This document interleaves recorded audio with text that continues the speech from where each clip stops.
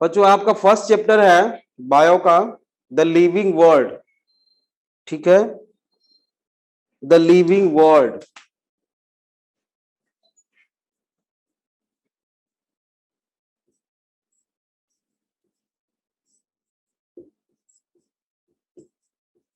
Living world. ठीक है बेटा। ऑब्जेक्ट्स जो होते हैं बेटा, ऑब्जेक्ट्स जो भी हम अभी अपने आसपास देखते हैं, जो भी ऑब्जेक्ट्स देखते हैं बेटा अपने आसपास, वो कितने तरह के होते हैं? 3 टाइप। या तो वो क्या होंगे बेटा? लिविंग, या तो क्या होंगे वो नॉन लिविंग, और डेड मटेरियल। यही 3 देखते हैं हम। ठीक है, what is difference between them? आप लोग जितने भी हो अभी लिविंग को या लाइफ को डिफाइन कर सकते हो बेटा? Living beings are living due to life. तो लाइफ क्या होती है बता सकते हो आप कोई भी? लाइफ डे फर्स्ट है बेटा, है ना? तो थोड़ा सा आप लोग भी रिस्पॉन्स करो। लाइफ को डिफाइन कर सकता है कोई बच्चा? नहीं, कोई बात नहीं। What are the properties of living things? ये तो बता सकते हो, 10th में पढ़ा आपने। Ability to perform metabolism, right? It is property of living organisms. और बताओ, ग्रोथ, रिप्रोडक्शन, कॉन्शियसनेस, या these are the property of living organisms, but it is not a life. Breathing, ठीक है बेटा। चलो, what is place of breathing in our body? What is place of lungs? And what is place of respiration in our body? Rhythm. What is place of respiration in our body? Cells. Good, very good. चलो ठीक है बच्चों, देखो इधर, अगर हम living की बात करें बेटा थोड़ा सा कि लिविंग क्या है इसको समझते हैं आप, है ना? पहले लिविंग की बात करें, लिविंग ऑर्गेनिजम्स की बात करें, अगर ऑर्गेनिजम्स की बात करें अगर हम, तो इसका एग्जांपल एक हम ले लेते हैं, लाइक ह्यूमन बीइंग। ह्यूमन है ना, ये एक ऑर्गेनिजम्स है, ऑर्गेनिज्म है। ये क्या है बेटा? ह्यूमन एक ऑर्गेनिज्म है। इसको अगर मिनिमाइज करें बेटा तो ये किसका बना होता है?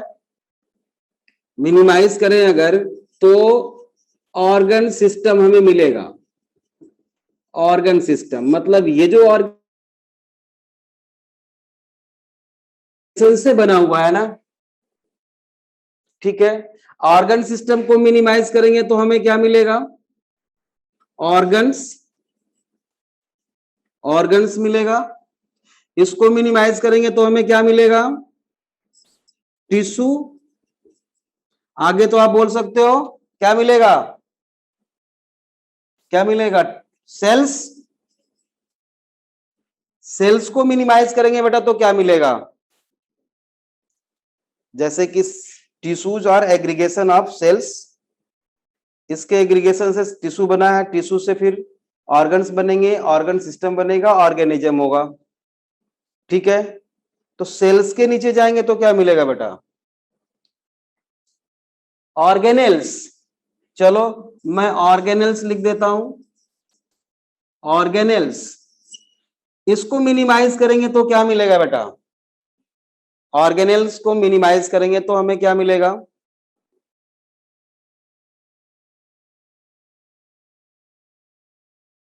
बोलो, ऑर्गेनेल्स को मिनिमाइज करेंगे तो हमें क्या मिलेगा?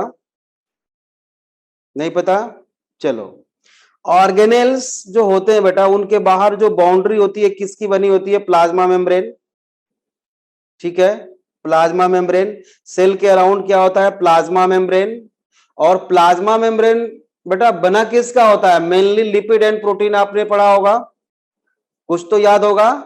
प्लाज्मा मेम्ब्रेन मेनली किसका बना होता है? Lipid and protein. वैसे तो बहुत सारे और भी चीजें होती हैं उसमें, कार्बोहाइड्रेट भी होता है, लेकिन आपने सुना है कि, पढ़ा है 9th में कि मेनली इसमें प्रोटीन होगा और क्या होगा? लिपिड होगा, लिपिड्स। और प्लाज्मा मेम्ब्रेन सभी ऑर्गेनेल्स की बाउंड्री है, लगभग 2-4 को छोड़ के। ठीक है, ये प्रोटीन और लिपिड किसके बने होते हैं बेटा? फाइनली एलिमेंट्स के बने होंगे, carbon, hydrogen, oxygen, nitrogen etcetera बना होगा। ठीक है, समझ में आ गया। नॉन लिविंग देखो, नॉन लिविंग, नॉन लिविंग की बात करेंगे बेटा, तो इसमें क्या होगा? कंपाउंड्स होंगे, या तो वो मिक्सर होंगे, नहीं तो क्या होगा फिर? प्योर होगा। मतलब कि ये कंपाउंड्स का बना होगा, और इसको मिनिमाइज करेंगे तो फाइनली हमें क्या मिलेगा? एलिमेंट्स मिलेंगे। यहां पे सिमिलरिटी है क्या? दोनों को मिनिमाइज करेंगे बेटा तो हमें क्या मिलेगा? एलिमेंट्स मिलेंगे। फिर डिफरेंस क्या है लिविंग और नॉन लिविंग में? डिफरेंस है बेटा कि ये यूनिक एंड कॉम्प्लेक्स ऑर्गेनाइजेशन है, ऐसा ऑर्गेनाइजेशन जो जो खुद को रिप्रेजेंट कर सके through various property like growth, responsiveness, reproduction, metabolism etcetera. मतलब एलिमेंट्स का बेटा, एलिमेंट्स का ऐसा एग्रीगेशन, ऐसा अरेंजमेंट जो खुद को रिप्रेजेंट कर सके बेटा, वही है लाइफ। समझ में बात आ रही है? नहीं तो बेटा आज एलिमेंट जो सॉयल में है, जो सॉयल में एलिमेंट है, उसको प्लांट एब्जॉर्ब करेगा, फूड में कन्वर्ट करेगा बेटा, और लिविंग थिंग्स का पार्ट बन जाएगा कल। यही तो होता है, मतलब इसकी साइक्लिंग तो चलती रहती है। ठीक है, तो लिविंग क्या हो गया बेटा? यूनिक ऑर्गेनाइजेशन हो गया। समझ रहे हो? हेडिंग दो आप, लाइफ, लाइफ हेडिंग दो, और लाइफ की डेफिनेशन लिखो आप। लाइफ की डेफिनेशन लिखो। Life is unique and complex organisation of molecules. लिखिए, life is unique, life is unique and complex organisation, life is unique and complex organization of molecules. Life is unique and complex organization of molecules which express itself, which express itself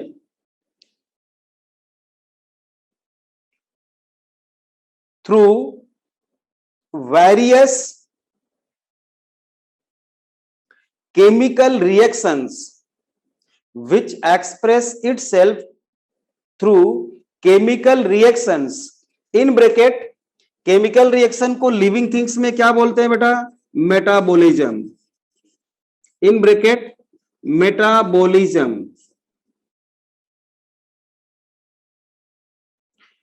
through various chemical reactions, in bracket metabolism, bracket close, which leads to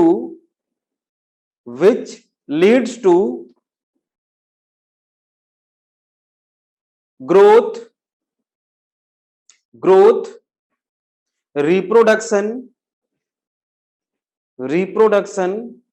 consciousness, adaptation, etc.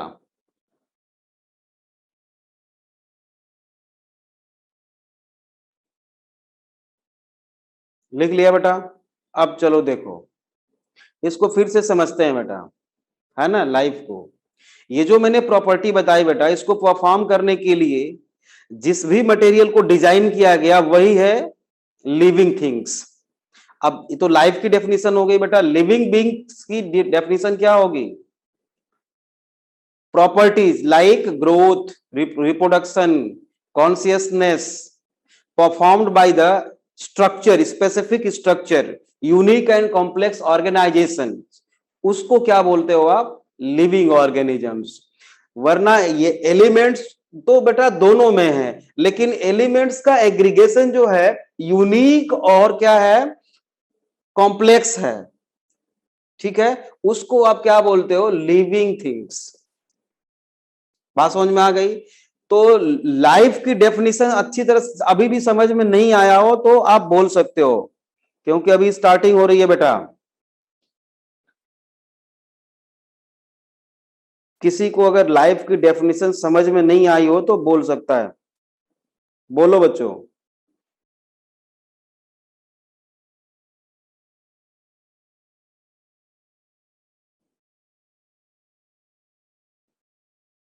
किसी ने कुछ लिखा नहीं बेटा? बताओ, समझ में आ गया?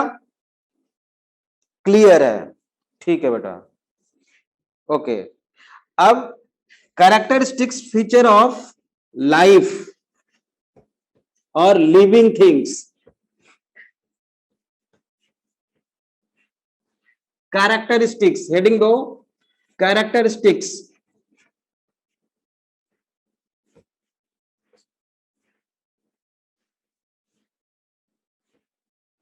और प्रॉपर्टी, प्रॉपर्टी भी लिख सकते हो, प्रॉपर्टीज ऑफ लिविंग ऑर्गेनिजम्स।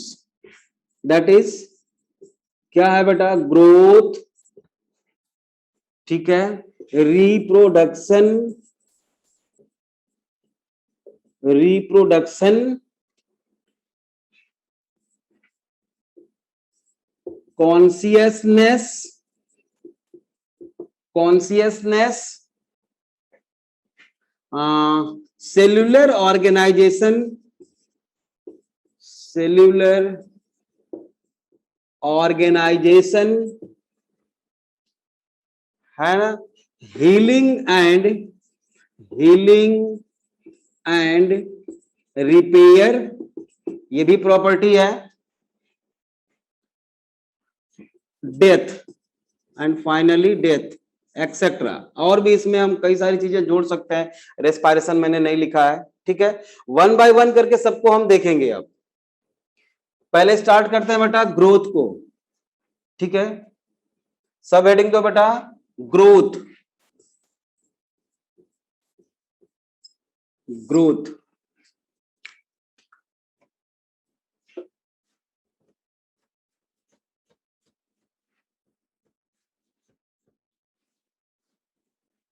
देखो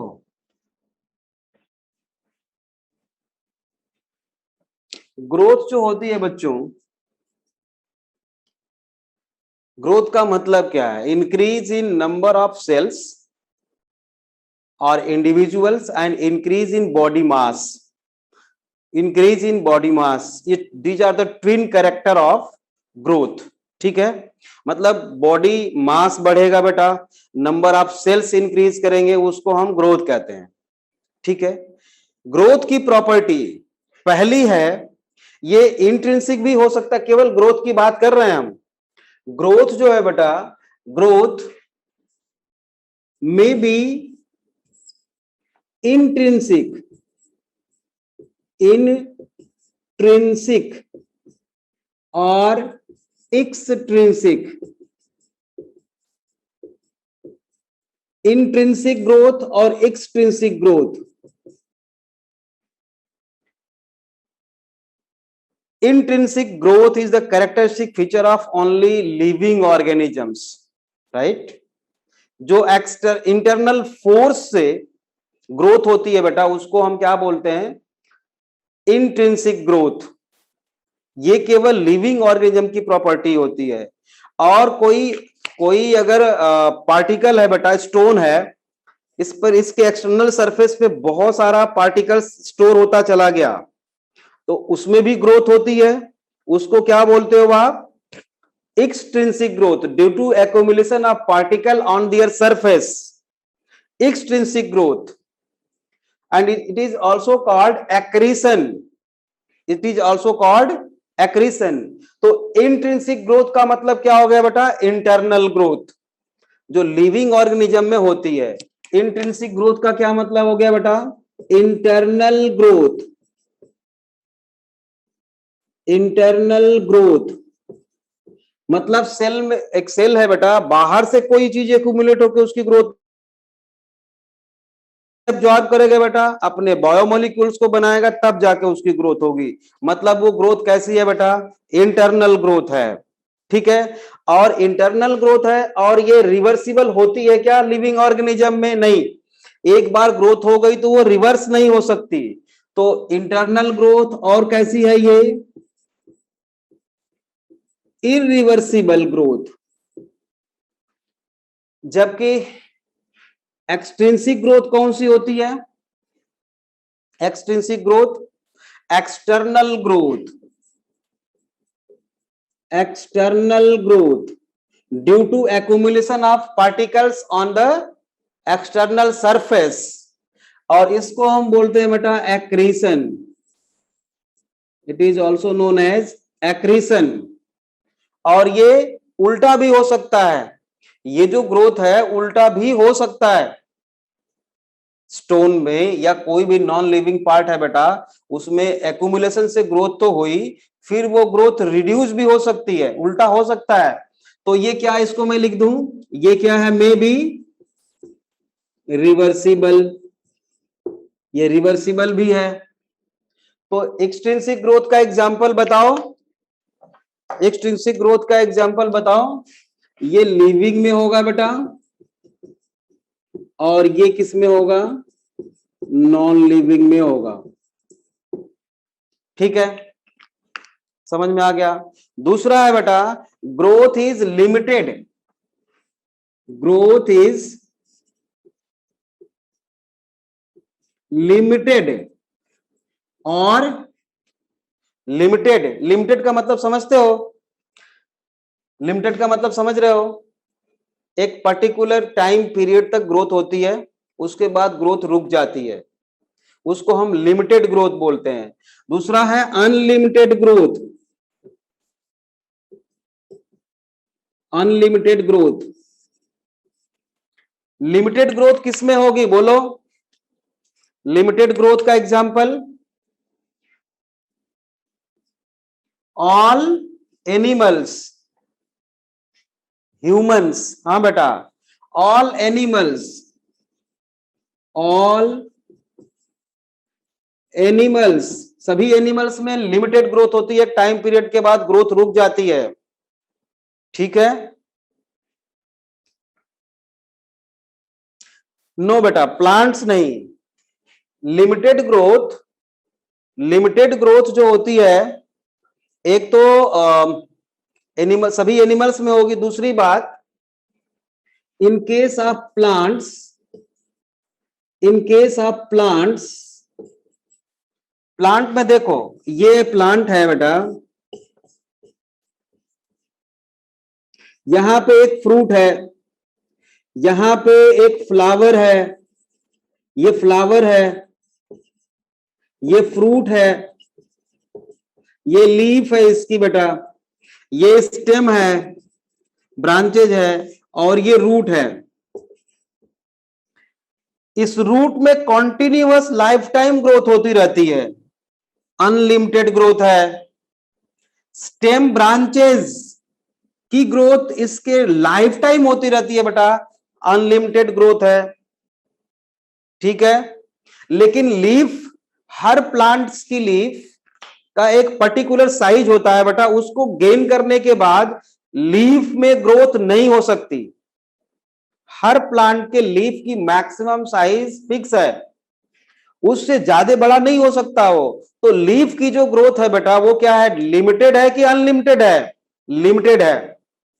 और प्लांट्स में फ्रूट जो होता है बेटा, हर प्लांट का फ्रूट की एक साइज होती है, मैक्सिमम साइज होती है उस स्पीसीज की। उसके बाद एक ग्रोथ को अटेन करने के बाद फ्रूट में ग्रोथ नहीं होगी, तो लिमिटेड है। फ्लावर्स भी बेटा उनकी भी साइज, हर प्लांट में अपने अपने फ्लावर्स की साइज बिल्कुल फिक्स होती है। तो फ्लावर्स, फ्रूट एंड लीफ, ये जो है बेटा, और सीड भी बोल सकते हो आप, सीड ऑल्सो, इनकी ग्रोथ लिमिटेड है, ठीक है। बाकी और प्लांट के पार्ट की स्टेम और ब्रांचेस में जो ग्रोथ होती है बेटा, वो कैसी होती है? अनलिमिटेड, ठीक है। तो इसका एग्जांपल लिख दूं, इन case of plants, leaf, fruit, flower, seeds, इसमें जो ग्रोथ होती है बेटा वो लिमिटेड है। नोट्स बनाते चलना।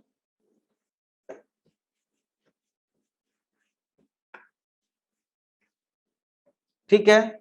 और अनलिमिटेड ग्रोथ, हम यहां प्लांट्स लिख दिए, उसमें स्टेम और रूट आ गया बेटा, ठीक है। तो ग्रोथ इंट्रिंसिक हो सकती है, एक्सट्रिंसिक हो सकती है बेटा, ठीक है। लिमिटेड हो सकती है, अनलिमिटेड हो सकती है। एक और है, ग्रोथ में बी डिपेंडेंट और इंडिपेंडेंट। ग्रोथ में बी डिपेंडेंट और इंडिपेंडेंट हो सकती है ग्रोथ। डिपेंडेंट ग्रोथ का क्या मतलब है, थोड़ा समझो। एक वीक प्लांट है, बहुत सारा आपने देखा होगा वीक प्लांट, जैसे कि आपका पैथस है, मनी प्लांट है, घर में सबके लगा होगा, है ना। जितने भी वीक प्लांट है जो किसी सपोर्ट को पकड़ के बेटा ऊपर चढ़ते हैं, उनकी ग्रोथ होती है। मान लो एक पैथस प्लांट है, इतना छोटा सा प्लांट है बेटा, ठीक है। इसमें ऐसे एक स्पाइरल स्ट्रक्चर निकलता है जिसको हम टेंड्रिल बोल रहे हैं, दिखाई दे रहा है कि नहीं? ऐसे थोड़ा बड़ा बना दिया मैंने। तो ये सपोर्ट के लिए है बेटा, किसी सपोर्ट के अराउंड ये है। मतलब अगर इसको कोई सपोर्ट मिल गया, अगर इसको बेटा सपोर्ट मिला, तो इसके अराउंड ये रैप करेगा और तब इसकी ग्रोथ पॉसिबल है। अगर ये सपोर्ट हटा लें हम, तो इस प्लांट की ग्रोथ पॉसिबल है क्या? तब इसकी ग्रोथ पॉसिबल है क्या? नो। तो ये तो ग्रोथ ऐसी हो गई जो डिपेंडेंट ग्रोथ है। बात समझ में आई? डिपेंडेंट है, किसी के ऊपर डिपेंड है ये। तो ये क्या हो गया बेटा? Dependent growth. और डिपेंडेंट जैसे का इसका एग्जांपल है बेटा कुकुम्बर, पैथस लिख सकते हो, कुकुम्बर, पैथस एक्सेट्रा। 10th क्लास में आपने एक और वर्ड पढ़ा होगा, थिग्मोट्रोपिज्म, याद है आपको? Thigmotropism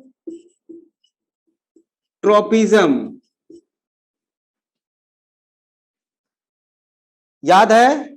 thigmotropism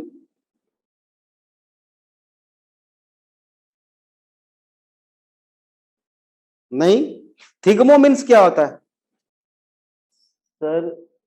control coordination deleted था। अच्छा, वो डिलीटेड सिलेबस था, कोई बात नहीं। थिग्मो मीन्स होता है बेटा टच, थिग्मो मीन्स टच, और tropic movement means due to stimuli towards और अवे फ्रॉम द स्टिमुलस। अगर कोई प्लांट किसी स्टिमुलस के तरफ जाता है या उससे दूर भागता है, तो उस मूवमेंट को हम ट्रॉपिक मूवमेंट बोलते हैं या ट्रॉपिज्म। और थिग्मो मीन्स होता है बेटा टच। समझ में आ गया? थिग्मो मीन्स टच। तो एक प्लांट है, अभी मैंने बताया आपको, ये इसका एक टेंड्रिल निकला हुआ है और ये एक सपोर्ट है यहां पे। इस सपोर्ट से टच करेगा अगर ये, तब आगे बढ़ेगा। समझ रहे हो? ये इसे टच किया तब आगे बढ़ा, तभी इसकी ग्रोथ हो सकती है। अगर इसको नहीं मिलेगा, ये टच नहीं करेगा तो ग्रोथ नहीं होगी। तो थिग्मोट्रोपिज्म, लाइट के तरफ प्लांट्स के मूवमेंट को हम फोटोट्रोपिज्म बोलते हैं, पॉजिटिव फोटोट्रोपिज्म। और अवे फ्रॉम द लाइट अगर मूव कर रहा है वो, तो उसको नेगेटिव फोटोट्रोपिज्म बोलेंगे। जो भी रूट्स की ग्रोथ होती है बेटा वो नेगेटिव फोटोट्रोपिज्म है। लाइट के तरफ जो मूवमेंट होता है प्लांट्स का, उसको हम पॉजिटिव फोटोट्रोपिज्म बोलते हैं। ये दूसरे चैप्टर में आएगा, +1 में भी आएगा। अभी तो थोड़ा थोड़ा एग्जांपल मैं बता रहा हूं ग्रोथ का। ठीक है, दूसरा है बेटा इंडिपेंडेंट ग्रोथ। ये कुछ प्लांट्स में होता है। ये इंडिपेंडेंट ग्रोथ किस में होगा? एनिमल्स में होगा बेटा। इसका एग्जांपल क्या होगा? इसका एग्जांपल होगा ऑल एनिमल्स। एनिमल्स में जो ग्रोथ होती है बेटा वो कैसी होती है? इंडिपेंडेंट ग्रोथ होती है। नोट करते चलो सारा कुछ, ठीक है। अब एक और है ट्विन कैरेक्टर ऑफ ग्रोथ। मिटा देता हूं मैं, कॉपी कर लिया होगा।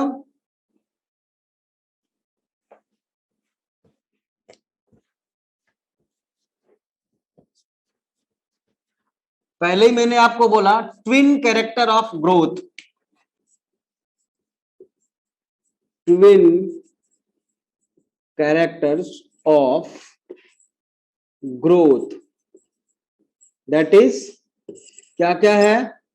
Increase in number of cells, है ना, increase in number of individuals और and increase in body mass, increase in biomass and increase in number of individuals, number of individuals। ठीक है, स्टेटमेंट चाहो तो लिख लो, लिख लो increase in of individuals,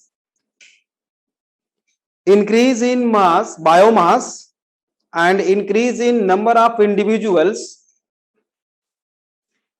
are twin characters of growth,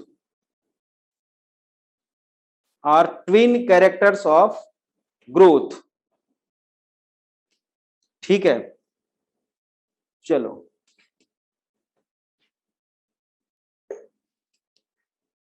अब एक चीज देखते हैं बेटा।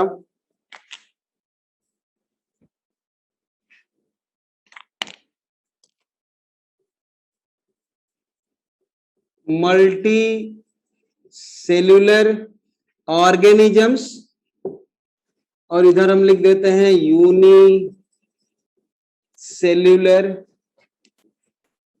ऑर्गेनिजम्स।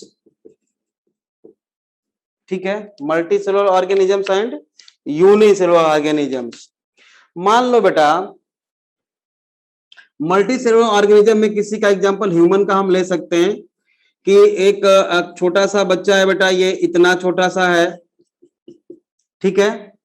इसमें जितना नंबर ऑफ सेल्स होगा या बायोमास, बायोमास बेटा जितना यहां पे है एक्स अगर है, ठीक है, यहां पे अगर इसका है तो इसमें धीरे धीरे नंबर ऑफ सेल्स बढ़ेंगे, बड़ा होगा धीरे धीरे, बड़ा होते होते बेटा इतना बड़ा हो गया ये,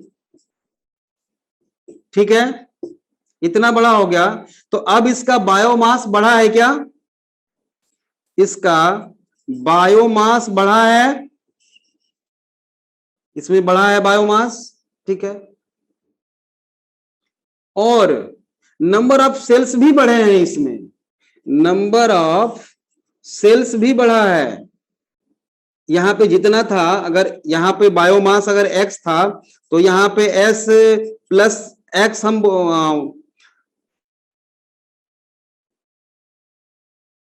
एक्स प्लस समथिंग लिख सकते हैं यहां पे, ठीक है। और यहां पे मान लो नंबर ऑफ सेल्स अगर ए है तो यहां पे नंबर ऑफ सेल्स भी बढ़ा है क्या? नंबर ऑफ सेल्स भी बढ़ा है, मतलब ए प्लस समथिंग हम लिख सकते हैं, मतलब ये दोनों बढ़ा है, बायोमास भी बढ़ा इसका, नंबर ऑफ सेल्स भी बढ़ा बेटा। ठीक है, तो नंबर ऑफ सेल्स के बढ़ने को इसमें रिप्रोडक्शन हमने नहीं बोला इन केस ऑफ मल्टीसेलुलर ऑर्गेनिजम्स, केवल बॉडी मास बढ़ा है। समझ गए? बात समझ में आई? मल्टीसेलुलर ऑर्गेनिज्म में बेटा केवल बॉडी मास बढ़ा है, नंबर ऑफ सेल्स भी बढ़ा है, तो बायोमास बढ़ गया ओवरऑल, नंबर ऑफ इंडिविजुअल्स नहीं बढ़े। अब इसके बाद क्या हो गया बेटा, अगर ये मेच्योरिटी को अटेन कर लेगा, उसके बाद इसमें फेज आती है रिप्रोडक्शन की, रिप्रोडक्शन की फेज आती है, और ये रिप्रोड्यूस करता है आफ्टर मेच्योरिटी। तो रिप्रोड्यूस करेगा बेटा, सेक्सुअली रिप्रोड्यूस करेगा, तो इसके ऑफ स्प्रिंग्स आएंगे। मतलब रिप्रोडक्शन एंड ग्रोथ इंडिपेंडेंट है क्या? एक दूसरे पे डिपेंड तो है नहीं। मे भी ये रिप्रोड्यूस कर भी सकता है, नहीं भी कर सकता है, लेकिन ग्रोथ तो ओवरऑल हुई है। ठीक है, अब यूनिसेलुलर ऑर्गेनिज्म का एग्जांपल लेंगे। Unicellular organism like amoeba. Amoeba है बेटा, एक अमीबा ये है, ये डिवाइड किया और एक से दो बन गया। तो यहां पे क्या क्या हुआ है बेटा, देखो, बायोमास ओवरऑल इंक्रीज हुआ, यहां से लेके यहां तक देखो। और क्या हुआ है, बायोमास बढ़ा ना, नंबर ऑफ सेल्स भी बढ़े ना, और रिप्रोड्यूस भी किया है क्या, ये रिप्रोड्यूस या रिप्रोडक्शन भी हुआ है, रिप्रोडक्शन भी हुआ है क्या? तो स्टेटमेंट हम ऐसा बोल सकते हैं क्या, in case of unicellular organisms growth and reproduction are dependent phenomena. और सिनोनिम्स दोनों क्या है बेटा, एक दूसरे के सिनोनिम्स हैं दोनों। ग्रोथ भी हुई है यहां से यहां तक, और रिप्रोडक्शन भी हुआ है। देख लो, बायोमास भी बढ़ा, सेल्स भी बढ़े और रिप्रोड्यूस भी किया। But in case of unicellular organisms growth and reproduction are dependent, but in case of multicellular organisms both growth and reproduction are independent phenomena। ऐसा बोल सकते हैं कि मल्टीसेलुलर ऑर्गेनिज्म में ग्रोथ जो है बेटा क्या है, ग्रोथ और रिप्रोडक्शन इंडिपेंडेंट फिनोमेना होता है, और यूनिसेलुलर ऑर्गेनिज्म में दोनों एक दूसरे पे डिपेंड होते हैं। ऐसा बोल सकते हैं, ऐसा बोल सकते हैं बेटा, बोलो, बोल सकते हैं ऐसा? सबको समझ में आ गया? यहां तक समझ में आया क्या? यहां तक क्लियर है? ठीक है, ऐसा कोई बच्चा जिसको समझ में नहीं आया हो बता सकता है जिस पॉइंट पे। तो ठीक है बच्चों, और ये ट्विन कैरेक्टर आपको याद रखना है, क्या होता है, यूनिसेलुलर ऑर्गेनिज्म में दोनों एक ही फिनोमेना है, इन डिपेंडेंट होता है, और मल्टीसेलुलर में इंडिपेंडेंट होता है। अब एक बात बताइए आप, अगर हम सिर्फ ग्रोथ बोल के आपसे पूछें कि growth is the defining property of living organisms or not, growth is the defining property of living organisms or not?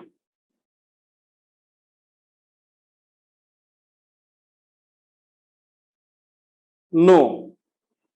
Why? Yes sir, rhythm, growth is not defining property of living organism बेटा, because growth तो non living में भी हो सकती है। अब growth के type पे जाएंगे तो वो बात अलग है, लेकिन सिर्फ ग्रोथ बोले अगर हम कि ग्रोथ, देखो ग्रोथ प्रॉपर्टी है लिविंग ऑर्गेनिजम्स की, समझ रहे हो, ग्रोथ तो हर लिविंग ऑर्गेनिज्म की प्रॉपर्टी है बेटा, बट वो डिफाइनिंग प्रॉपर्टी नहीं है। आप इसके बेसिस पे नहीं बोल सकते कि केवल लिविंग ऑर्गेनिज्म में ही ग्रोथ होती है, ऐसा नहीं है, ठीक है। नॉन लिविंग भी ग्रो कर सकते हैं, करते हैं, एक्रीशन बोलते हैं उसको, है ना। लिखिए, non living objects also grow, statement लिखो एक, non living objects also grow, non-living objects also grow if we take only, if we take, if we take body mass criteria, if we take body mass criteria, but it occurs due to, but it occur due to accumulation of material on the surface, but it occur due to accumulation of material on the surface, ठीक है। Next statement लिखेंगे, growth is not a defining property of living organisms, so growth is not a defining property of living organisms.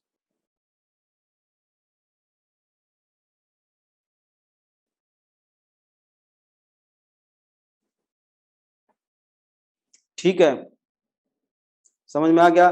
तो growth पूरी तरह समझ में आ गया बच्चों, ग्रोथ पूरी तरह से समझ में आ गया, बता देना आप लोग।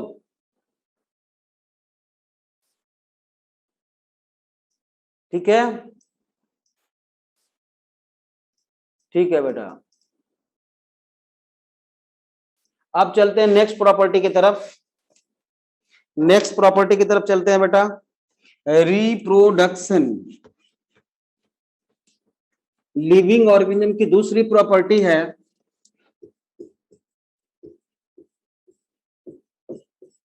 Reproduction.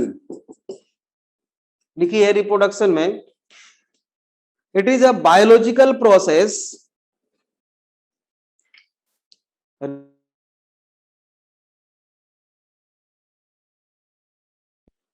in which, it is a biological process in which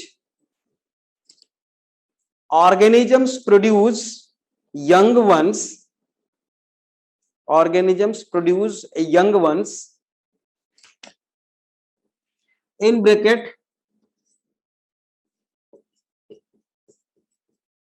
offsprings, in bracket offsprings, bracket close,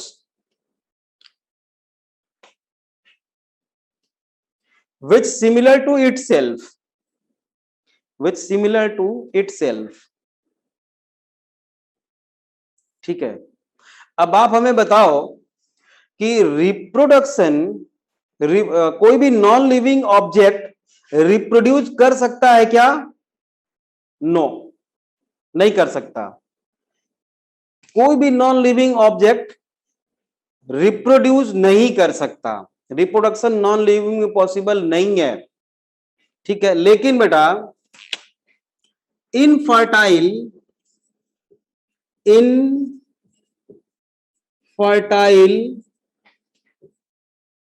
human couple, infertile human couple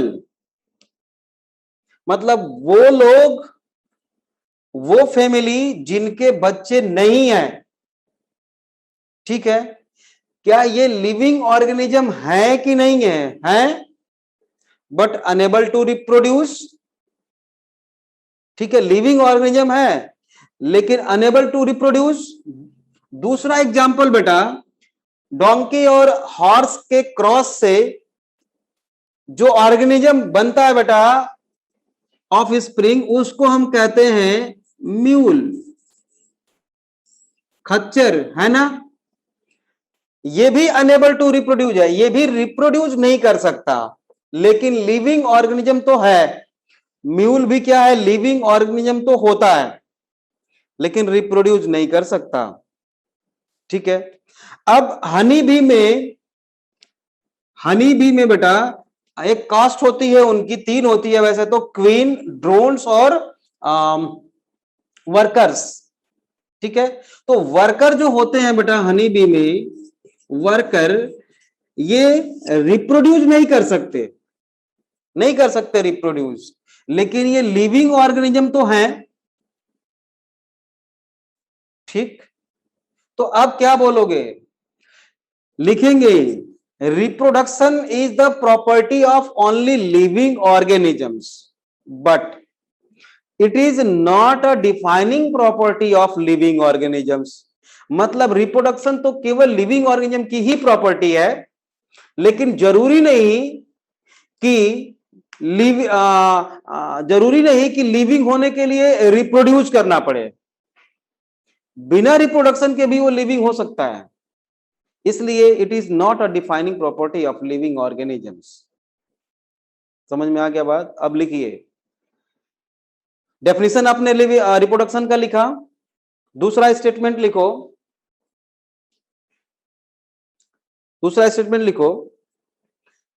in case of mule, workers, honey bee and infertile couples, in case of infertile human couples, mule and worker bee,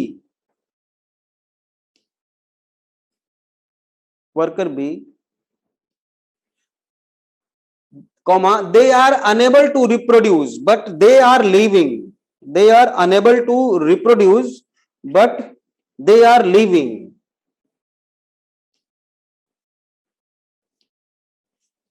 unable to reproduce but they are living.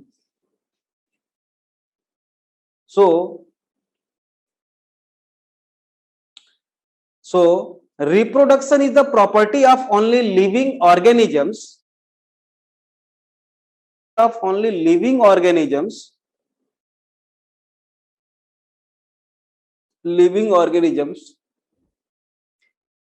but it is not a defining property of living organisms, not a defining property of living organisms. हो गया। Next property is metabolism.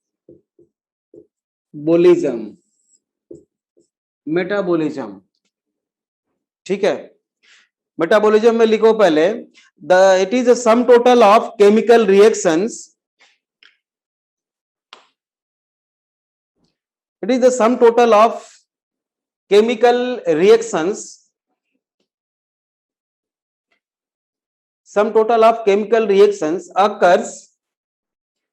occurs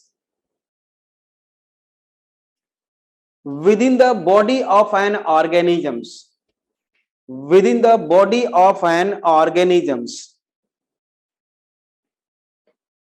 ठीक है। वो सारे chemical reaction जो body के अंदर होते हैं ऑर्गेनिज्म के बेटा, उसको हम क्या बोलते हैं, मेटाबॉलिज्म। ठीक है, उसको हम मेटाबॉलिज्म बोलते हैं।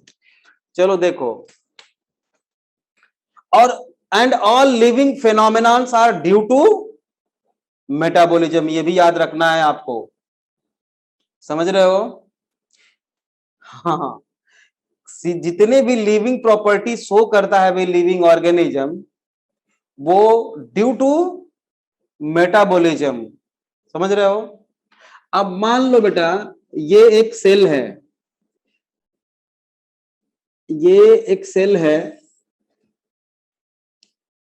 इस सेल में बेटा कोई भी एक रिएक्टेंट, ये ए है, दूसरा ये बी है, और ये बना रहा है ए बी। ठीक है। Due to presence of enzyme E1 लिखा है मैंने, दिख रहा होगा। ए और बी एक सेल के अंदर ए बी बना रहे हैं। ठीक है। अब यही एक्सपेरिमेंट हम बाहर भी कर सकते हैं, ठीक है। अच्छा एक काम करो, पहले तो आप एनाबोलिज्म और कैटाबोलिज्म जानते हो, बताऊं या मैं स्किप कर दूं? एनाबोलिज्म और कैटाबोलिज्म बेटा आपको आता है? नो, अच्छा मैं तो स्किप कर रहा था, कोई बात नहीं। हाँ, समीक्षा आपको आता है, ठीक है, कोई बात नहीं। बाकी बच्चों को नहीं आता है, लिख लो पहले तो। टाइप ऑफ एनाबोलिज्म यहां पे मैं आपको दो बताऊंगा, यहां पे मैं दो बताऊंगा, लेकिन आपको तीन पढ़ना होगा। अभी एक प्लांट फिजियोलॉजी में एम्फीबोलिज्म भी पढ़ेंगे, यहां पे दो बता रहा हूं मैं बस अभी। एक को बोलते हैं बेटा एनाबोलिज्म, एनाबोलिज्म, एनाबोलिज्म मीन्स इसको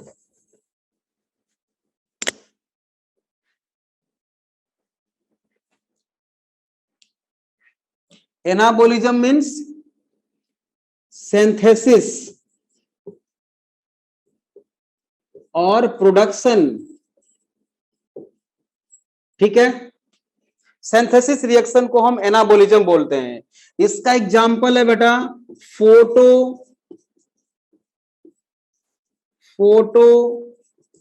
फोटोसिंथेसिस, इसका एग्जांपल है photosynthesis.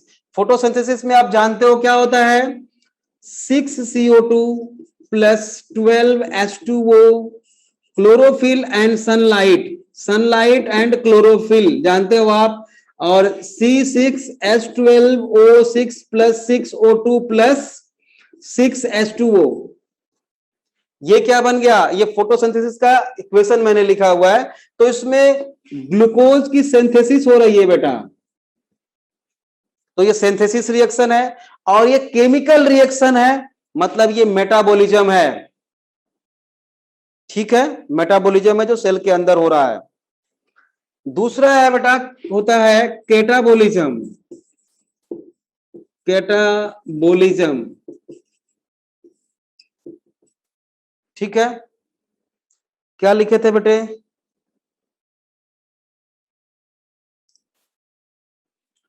Sir can we call anabolism break down of stuff? हाँ बिल्कुल बोल सकते हैं बेटा। क्या नाम है? शुभिश, शुभिश। देखो catabolism break down, break down, और इसी को हम हाइड्रोलाइसिस भी बोल सकते हैं। क्यों बोलेंगे तो आगे पढ़ेंगे। ब्रेक डाउन रिएक्शंस, ठीक है। फॉर एग्जाम्पल बेटा, इसका एग्जाम्पल बताओगे कोई? रेस्पायरेशन, क्या बोलेंगे इसको? रेस्पायरेशन का इक्वेशन, बिल्कुल सही बात है बेटा। डाइजेशन भी बिल्कुल बोलेंगे, डाइजेशन को भी बोलेंगे, वो ब्रेकडाउन रिएक्शन होता है। रेस्पायरेशन जैसे, अब उसी को तोड़ना है बेटा, C6H12O6 प्लस, अब इसी में 6O2 लग गया, और सेल के अंदर ये प्रोसेस हो रहा है बेटा, टूट गया किसमें? 6CO2 plus 6H2O plus 38 ATP। तो ये ब्रेकडाउन रिएक्शन है, दोनों को मिला के हम कैटाबोलिज्म बोलते हैं, anabolism and catabolism. Anabolism synthesis reaction, catabolism breakdown reaction,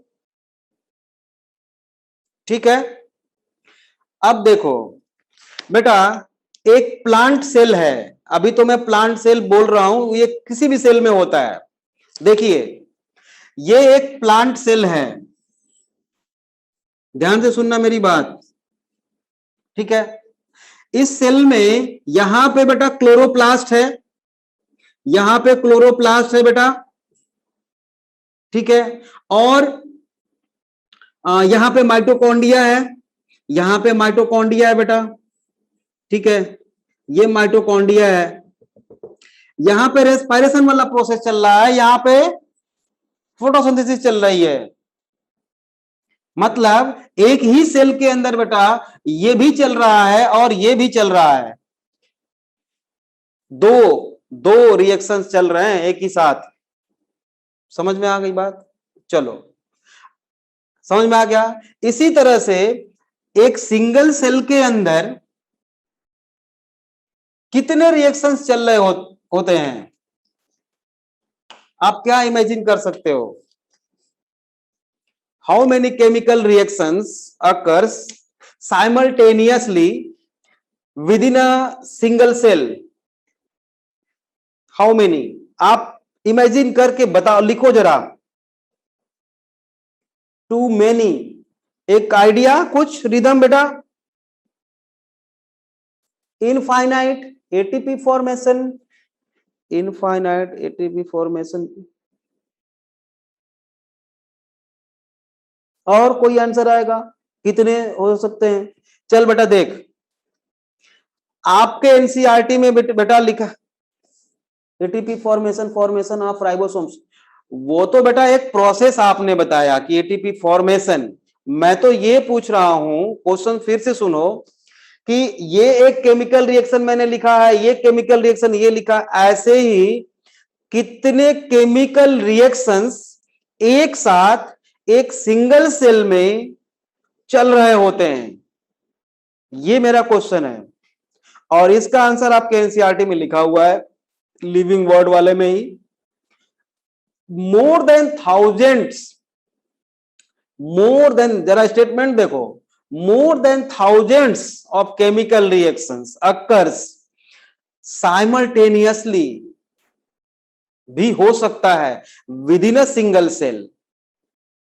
अब वो सेल जो आपको एक नेकेड आई से बेटा उसको देख भी नहीं सकते आप बिना माइक्रोस्कोप के, उसमें मोर than thousands of chemical reactions एक साथ चल रहे होते हैं और बिना किसी दूसरे को डिस्टर्ब किए हुए। अब ये कैसे पॉसिबल हो पाता है बेटा? यही मेटाबॉलिज्म है, उसको अब हम समझेंगे, उसको समझेंगे कि कैसे पॉसिबल हो पाता है। यहां तक आपने कॉपी कर लिया है?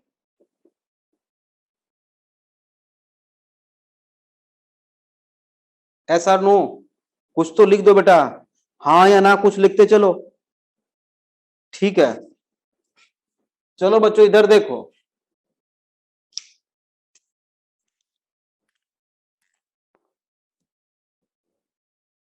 ये हम इन विट्रो, एक वर्ड होता है बेटा इन विट्रो। इन विट्रो मतलब outside the body of N organisms, मतलब कि ऑर्गेनिज्म के बाहर, बॉडी के अंदर नहीं उसके। इन विट्रो फर्टिलाइजेशन क्यों लिख दिया आपने? वो तो एग्जांपल है, इन विट्रो की बात कर रहा हूं ओनली। इन विट्रो मींस कोई ऐसा एक्सपेरिमेंट जो लिविंग ऑर्गेनिज्म के बॉडी के बाहर किया जाए, मतलब कि लैब में, उसको हम इन विट्रो बोलते हैं। इन वीवो इसका उल्टा होता है, within the body of N organisms. ठीक है, चलो इन विट्रो मतलब लैब में क्या किया हमने? लैब में बेटा हमने 3 टेस्ट ट्यूब लिया है।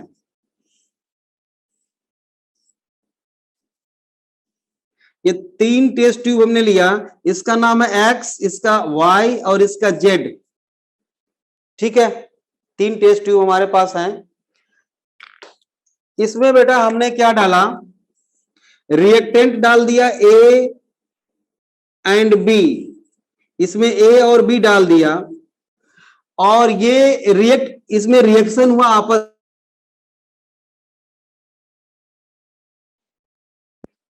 इस टेस्ट ट्यूब वाई में हमने क्या किया बेटा? इसमें सी एंड डी डाल दिया। जैसे ही हमने इसको एक साथ रखा, मान लो इसमें सी डी बन गया प्रोडक्ट, मतलब इसका रिएक्शन क्या है? A plus B gives A B, और इसमें क्या हुआ है? C plus B C D बना लिया इसने, मतलब सी की रिएक्टिविटी डी के साथ है तो इसने सी डी बना लिया, ए का बी के साथ है तो ए बी बना लिया। अब जेड में हमने क्या किया बेटा? देखो इसमें A B C and D एक साथ डाल दिया हमने, ए बी सी डी सबको डाल दिया। इसमें क्या कौन सा प्रोडक्ट बनने की पॉसिबिलिटी है, आप बताओ। इसमें कौन सा प्रोडक्ट बन सकता है, आप लिख सकते हो।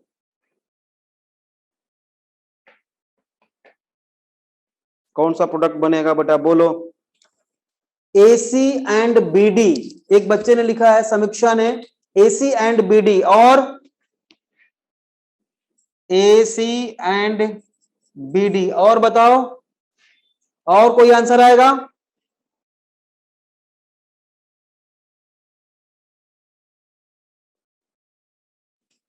ए B and C D, A B and C D, और कोई?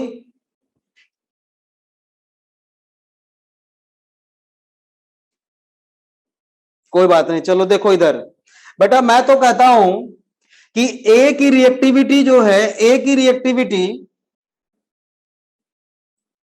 सी और डी के साथ, दोनों के साथ हो सकती है।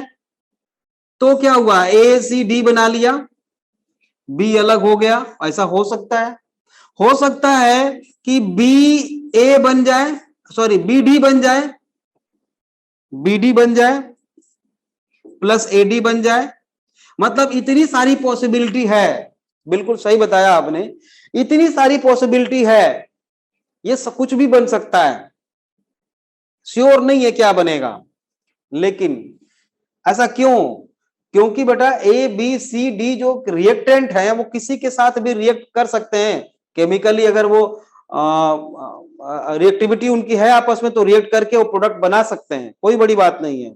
लेकिन मैं क्या कहना चाहता हूं, देखो sir, can it form A B C D? बिल्कुल बिल्कुल बेटा, maybe A B C D हो सकता है, यही बन जाए, बिल्कुल बन सकता है। ये तो नॉन लिविंग की बात हो गई बेटा, outside from the body of N organisms. ठीक, अब देखो इधर, ये एक सेल है बेटा, हमारी एनसीईआरटी में लिखा हुआ है मोर देन थाउजेंड्स ऑफ रिएक्शंस चल रहे हैं एक दूसरे के पैरेलल, जो बिना किसी एक दूसरे को डिस्टर्ब किए हुए, बिना किसी एक दूसरे को डिस्टर्ब किए हुए बेटा, वो मतलब कि डिजायर्ड प्रोडक्ट जो भी बनना है वही बनेगा। समझ रहे हो कैसे पॉसिबल हो पाता है? देखो यहां पर ध्यान से देखो, इस सेल के अंदर हम आपको समझाने के लिए लाइन खींच दिए हैं, ऐसा कोई लाइन है नहीं। यहां पे मान लो ए के कुछ मॉलिक्यूल्स हैं, बी के कुछ मॉलिक्यूल्स हैं, बी के कुछ मॉलिक्यूल्स हैं, सी के भी कुछ मॉलिक्यूल्स हैं, डी के भी कुछ हैं, सेल के अंदर हैं। ठीक है, अब क्या है कि सेल को चाहिए अभी ए बी, ठीक है, ए बी चाहिए, तो ए और बी को रिएक्ट कराएगा वो, और ए बी बनाएगा। लेकिन इसके लिए बेटा एक स्पेसिफिक एंजाइम होगा, मान लो E1 एंजाइम। ठीक है, मतलब A and B react with each other only due to presence of enzyme E1।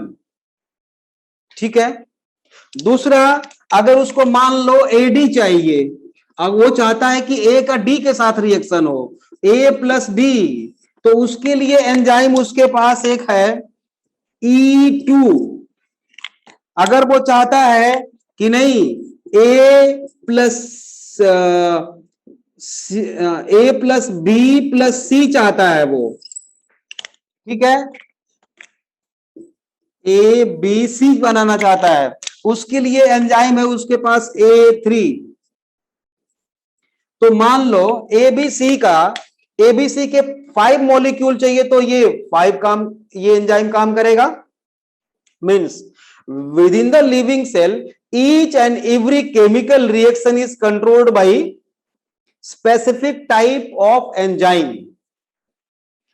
Each and every chemical reaction within the living cells is controlled by specific type of enzyme, right.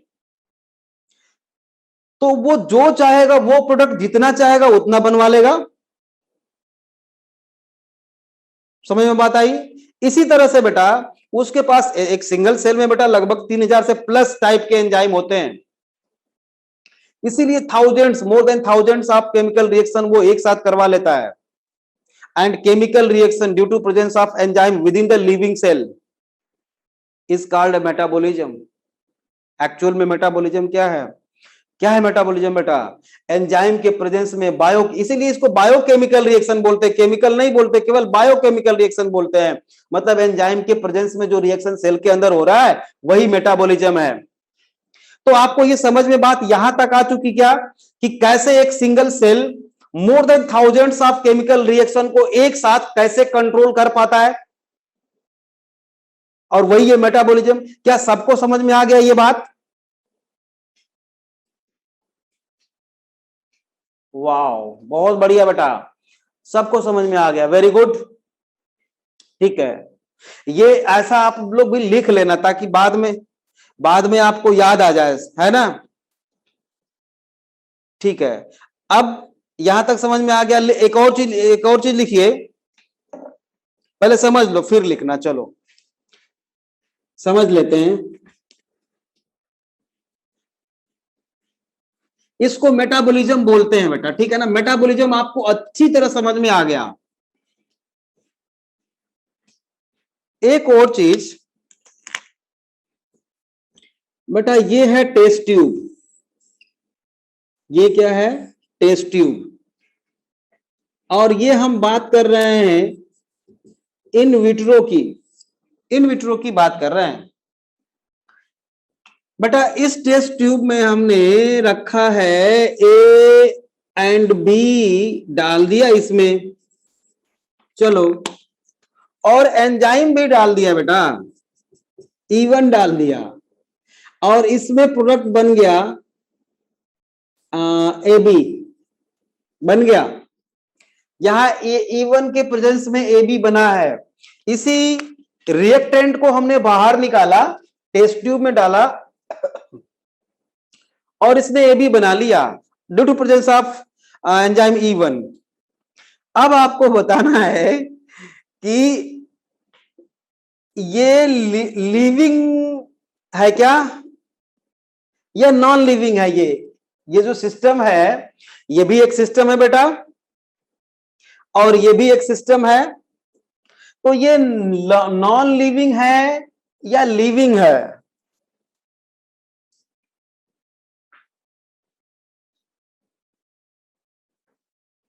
Non living, ठीक है। और समीक्षा, non living.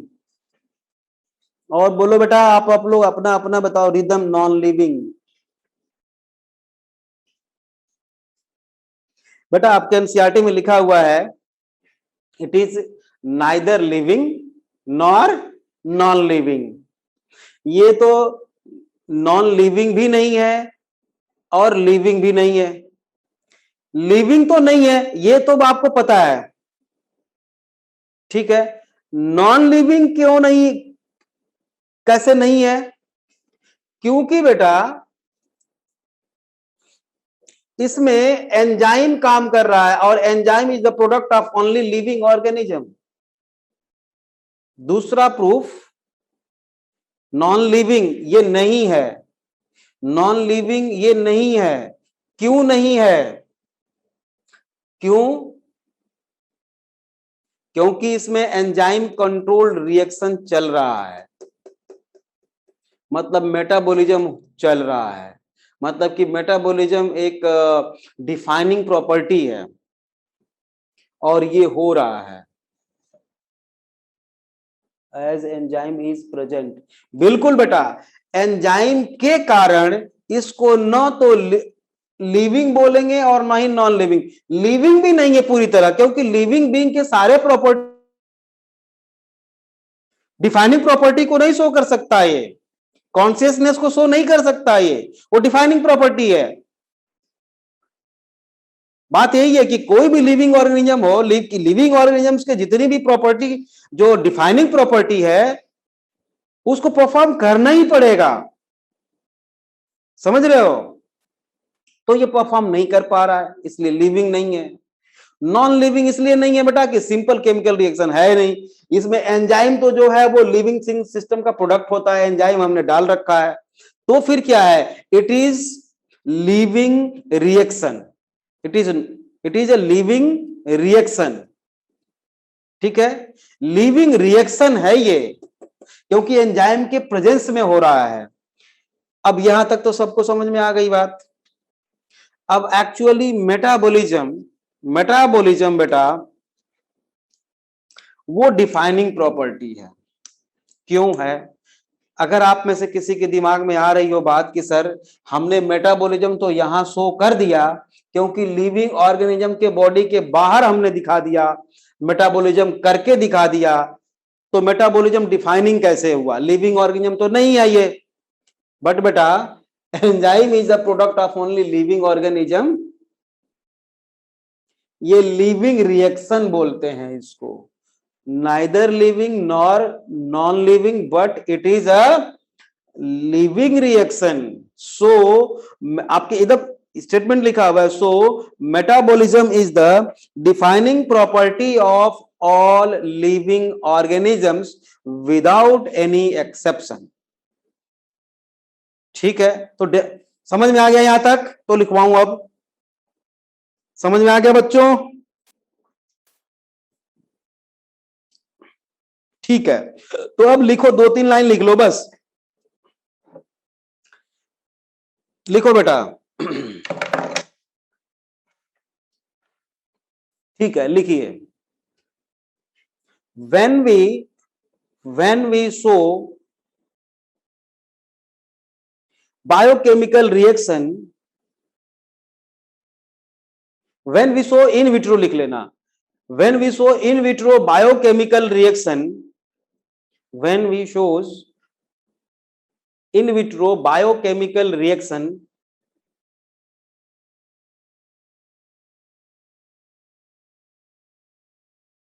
biochemical reaction within the test tube, within the test tube, due to presence of enzymes, due to presence of enzymes,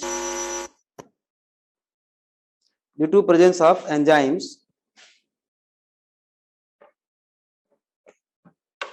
ठीक है, in bracket cell free medium,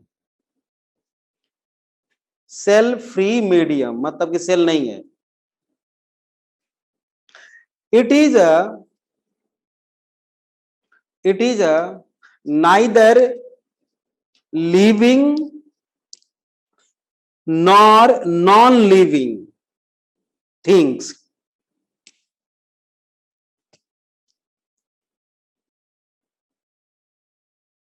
non-living things, but it is living reaction,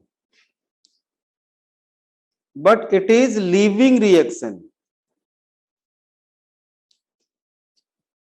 living reaction. So metabolism is, so metabolism is defining property of, metabolism is defining property of all living organisms, all living organisms.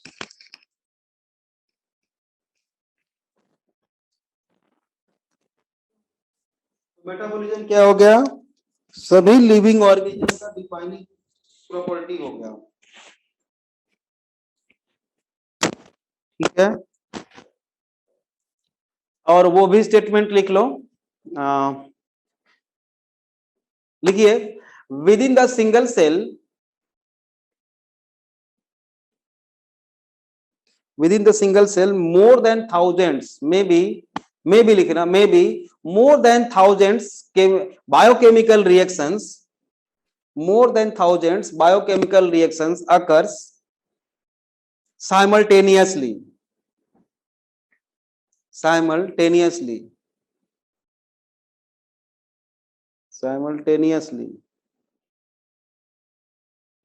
and each and every reactions are controlled by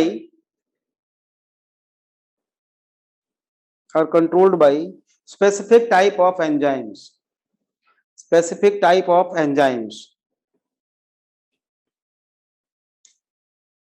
अब बेटा देखो enzyme कैसे काम करता है, कैसे बनता है, कितने तरह का होता है ना, कैसे वर्क करता है, क्लासिफिकेशन क्या है, ये सारा कुछ आप पढ़ोगे बायोमोलिक्यूल्स वाले चैप्टर में।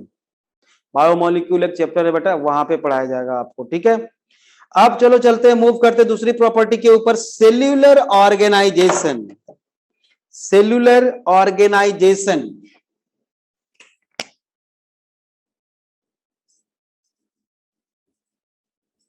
सेल्यूलर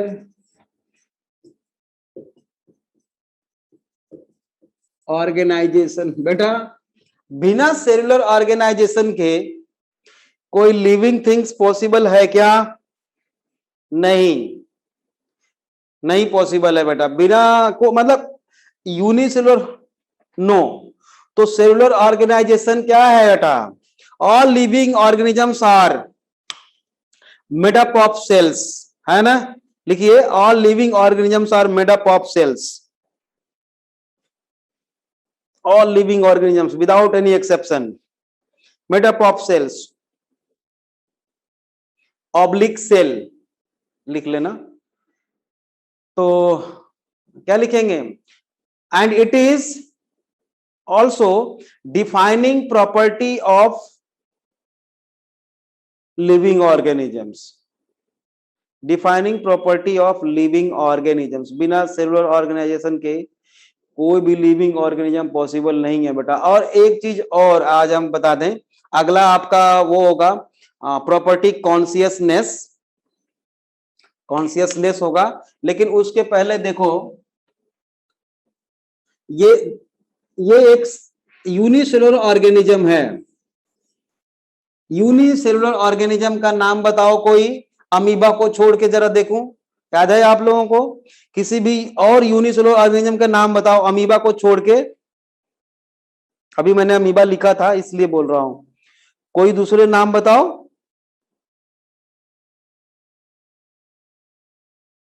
पैरामीशियम, समीक्षा, बहुत बढ़िया बेटा। और ईस्ट, वेरी गुड। और अरे कई लोग बैठे हुए हैं क्लास में, जितने 4-5 हो आप लोग बोलो फटाफट।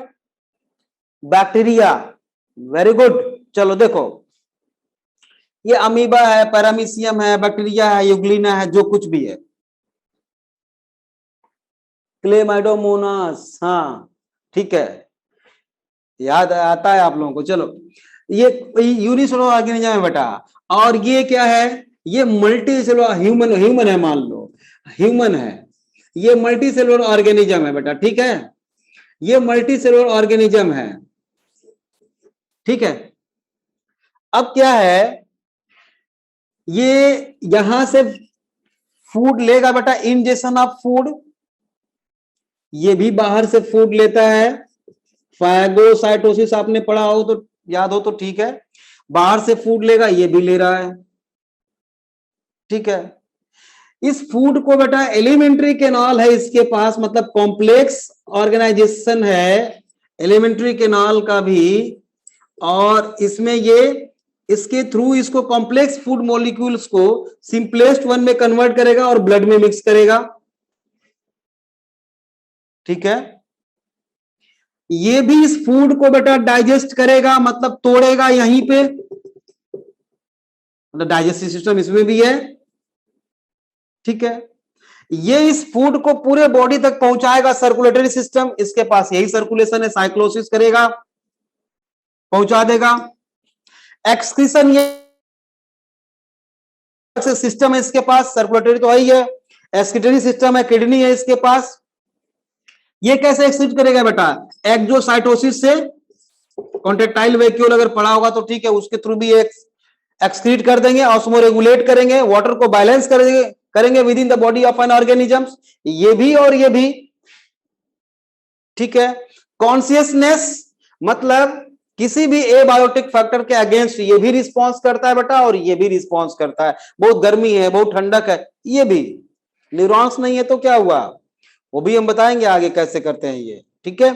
अब देखो मल्टी सेलुलर ऑर्गेनिजम्स में सिस्टम डेवलप होता है बेटा, हर काम को परफॉर्म करने के लिए अलग अलग सेपरेट सिस्टम है, लेकिन वो सारे काम करता है यूनिसेलुलर भी, बट उसके लिए डिफाइंड डिवीजन ऑफ लेबर नहीं है उसके पास। मतलब कि growth, reproduction, consciousness, metabolism, adaptation etcetera etcetera, जितने भी लिविंग ऑर्गेनिजम्स के प्रॉपर्टी हैं, all are performed by the unicellular and multicellular both, है ना। ये किराए का घर है, एक छोटा सा रूम है, किसी ने ले रखा है बेटा, वहीं उसी में किचन भी है, उसी में एक तरफ स्टडी रूम भी बना रखा है, सोने के लिए भी बना रखा है, खाना भी उसी में बनाया जा रहा है, समझ रहे हो। तो सारे काम तो परफॉर्म करेगा ना, जितना है उतने में ही। तो ये यूनिसेलुलर और मल्टीसेलुलर सभी के सभी सारे लिविंग एक्टिविटी को परफॉर्म करते हैं बेटा।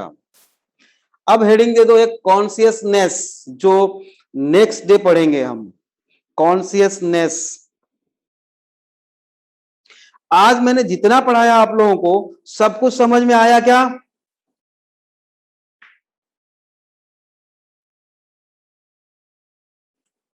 ठीक है बेटा, ओके, वेरी गुड, बहुत बढ़िया बेटा, सब कुछ समझ में आया आप लोगों का। नोट्स बनाते चलना और कोशिश करना किसी भी क्लास का कि बाद में रिकॉर्डिंग ना देखनी पड़े आपको। तो जाता है रिकॉर्डिंग, तो जाता ही है ग्रुप पे, बट उसकी जरूरत ना पड़े ऐसा ट्राई करना है आप, है ना। एक ही बार में नोट्स बनाते चलो सब सब। ओके बच्चों, फिर कल मिलते हैं, नेक्स्ट डे मिलते हैं, है ना।